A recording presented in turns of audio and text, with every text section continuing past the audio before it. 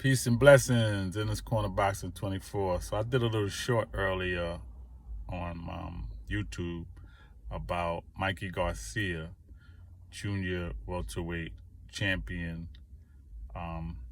He got upsetted last night by a fighter named Sandro Martin from France.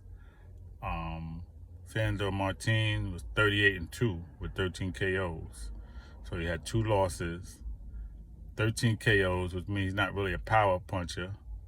And he beat Mikey Garcia. Now, I did the short earlier because, I said I don't know what happened. But I watched the fight. I watched highlights and I actually watched the fight. Now, I'm going to be honest. It ain't like it was a blowout. He didn't beat Mikey Garcia down. He didn't hurt him, anything like that. But it was a close fight to me.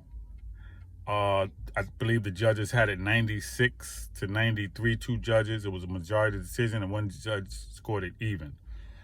I would say, maybe a draw or, maybe a win for the guy, for Martin. But I'm just saying that Mikey Garcia, he looked to me like his motivation just wasn't there. I don't know what it is. He just looked to me he did look a little lackluster. I mean, he was hitting Martin with some shots. He was hitting him with some punches.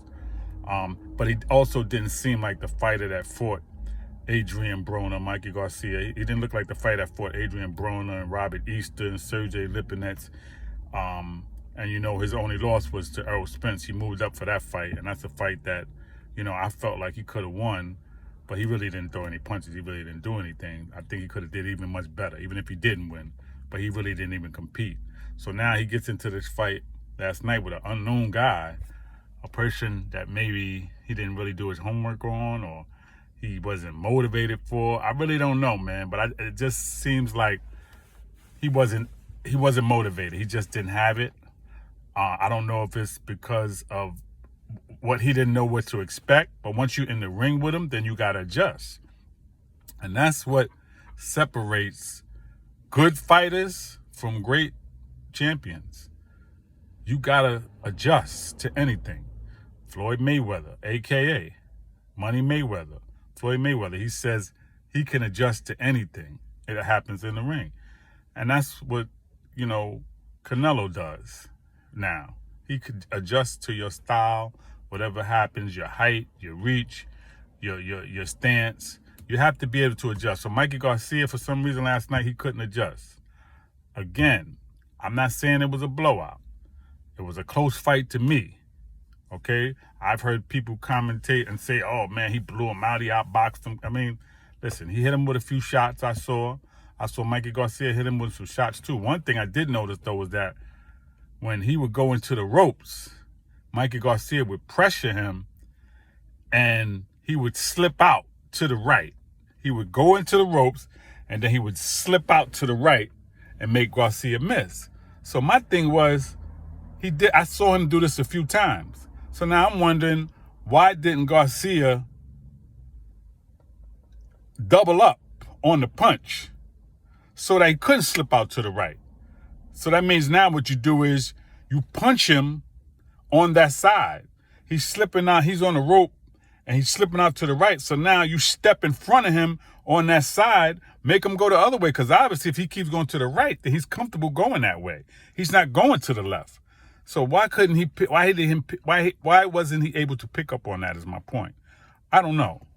All I know is it's an upset because Mikey Garcia had plans. So he says, right? He took this fight, and then the next fight, he was going to fight Regis Prograis, right? Who's a 140-pound junior welterweight contender, which I believe that would have been a very good fight. But now, you kind of out of that mix, right? He may have to do a rematch.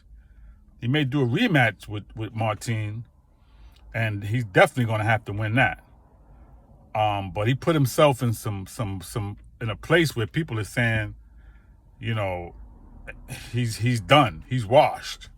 I'm not gonna say he's washed, but I will say that wasn't a good look. That loss was not good. Okay? when you're dealing with a gym rat, somebody that got losses and they ain't got nothing to lose, and they ain't a gym rat, they stay in the gym and they working, and just waiting for opportunity, you got to be very careful, man, of being overconfident.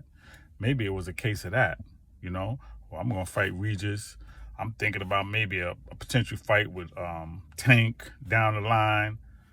Hey, man, this is nothing, man. Overconfidence is no joke. You got to be confident, but you got to be careful. Okay, you got to be humble. And, you know, I don't know, man. Maybe that's what it was. You know, it happened to him last night. So, you know, listen, man, boxing is happening, man. Things are happening. I didn't even know about this guy. You know, I didn't know about Martin. So what I did, the first thing I did, I went on the box rec, see who he fought. And I noticed that he fought Anthony Yigit, which is the guy, the last person that Rolly Romero fought. Rolly Romero is about to fight. It looks like he's going to fight Tank Davis in December. He's a power puncher, hard punching dude. He doesn't have a lot of skill to me, but he definitely can hit. So he's supposed to fight Tank. But anyway, he beat this guy Yigit, and I saw him on the record of Sandor Martin as one of his L's. He lost to him. He had 2 losses. So, you know, I said, oh man, all right. Man, it's messed up, man, that, you know, he lost. So now he puts himself in a position after being on a high. He had some good wins, then he lost to Errol Spence, and that was okay because he moved up for that weight. But now you come back down to reality, and then you lose to an unknown contender, an unknown fighter, right?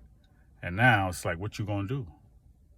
So I don't know. He's in a bad place right now. I guess he'll get the rematch, rectify that, and then maybe bigger and better things will happen. Otherwise, you know,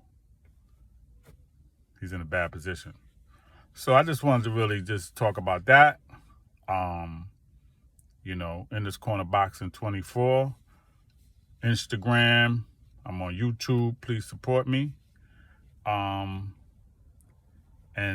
you know, this Saturday, man, we got Shakur Stevenson and Jamal Herring coming up.